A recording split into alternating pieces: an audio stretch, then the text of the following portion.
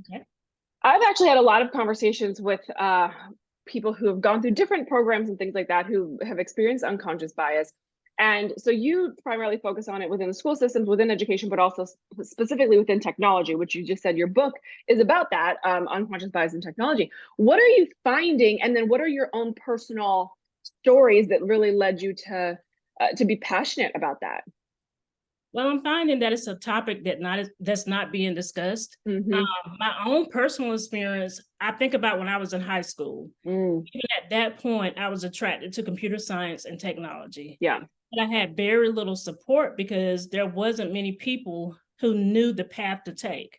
So as I went along through my college courses, um, it became more difficult. So I kind of gave up on my journey.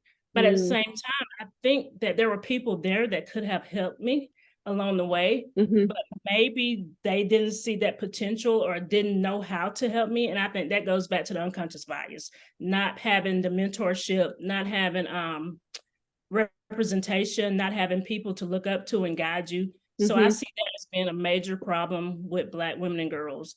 And I specifically focus on Gen Z because I Mm. feel like they're at the point in their lives where they need the support and they need the just a roadmap to kind of show them where they need to go and how to accomplish those dreams that they want to accomplish. And so do you think the unconscious bias start like how early do you think this unconscious bias starts in the education system? With my firsthand experience, I would Hmm. say pre-K, as Oh early as wow. pre-K. And it's not it's as simple as thinking that um maybe Black boys and Black girls act out more. They're displaying Hmm. behaviors that are not appropriate when sometimes it's part of the culture. So Mm.